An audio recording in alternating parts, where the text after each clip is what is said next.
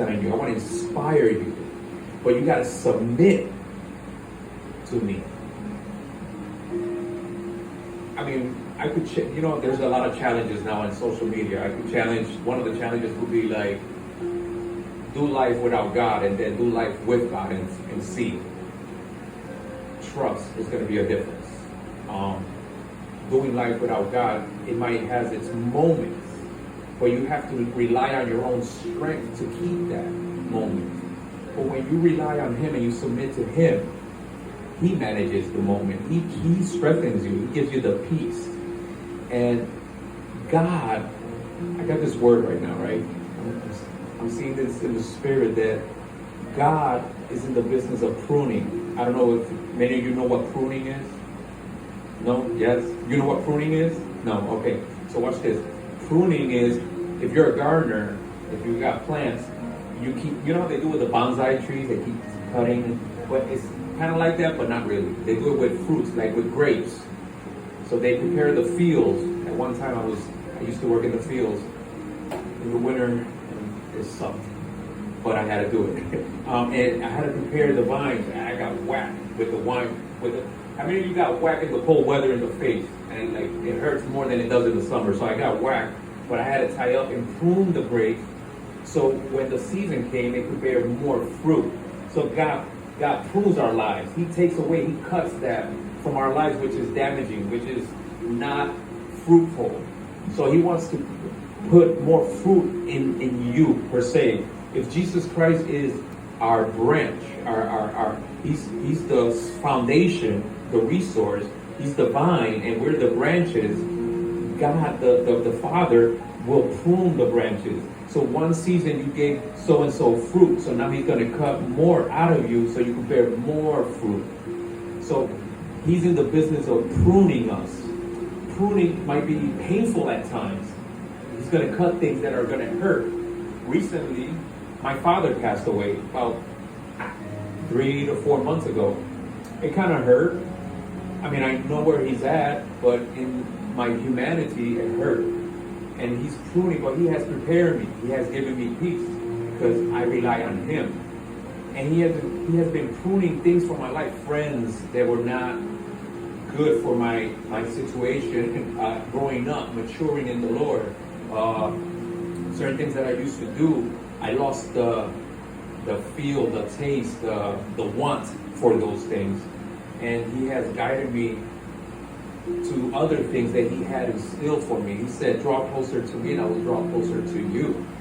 So as He has guided me and I have submitted to His will, I've seen those things. He has been pruning. So pruning is, it's going to be painful at times, but it's necessary for you to grow and mature and bear much fruit. And those who are not willing to be pruned, those who will not bear fruit, it says that He will cut those branches and throw them to the fire. And obviously that's a typology of when the time comes, when rapture comes, when you hear the trumpet, the sound, did you bear fruit? Did you allow me to prune you? Were you submissive to my will? I created you with a purpose. And not, if you don't have nothing to show for or give an account, you'll be thrown to the lake of fire. Which I guess we will be speaking more about that in the podcast. Revelations, Daniel. There's so many prophecies, end of times, the signs and wonders, the things that are occurring now in the world. But sticking with what we're talking about, being submissive to the Word of God, there's worth. There's a reward in pruning. There's a reward in riches on you knowing your God. The more you know your God, the more wealth you create for yourself. Now, I'm not talking about, obviously, the ching-ching, the bling-bling, which we all think about finances, money. That's not everything. That's not how God sees wealth. We got to realize that how God sees wealth is your knowledge, your wisdom, how He could use you to grow the kingdom of heaven. For example, just said invited Jason. So that's wealth. She's creating wealth, and she shows her wealth. And each of us have invited people that have come here before, and vice versa. And that's how you create wealth.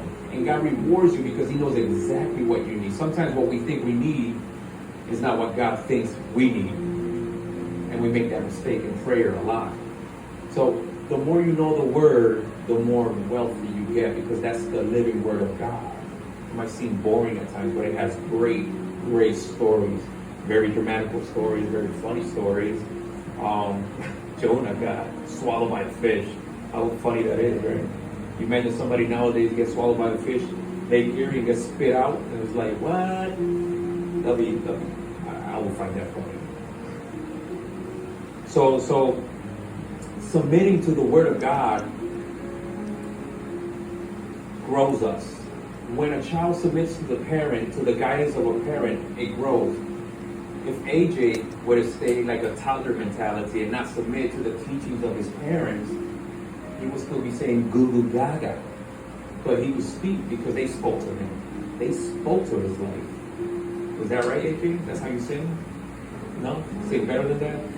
But the teaching is that as he grew, they gave him more and more. And then you can see the wealth.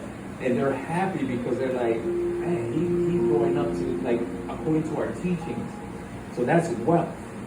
Now, would his father give him the account for the finances and the keys to the car? Not yet, because he still needs to grow more and mature more. He needs to be pruned.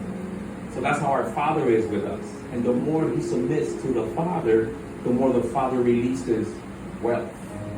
And that's how it is in the Word of God.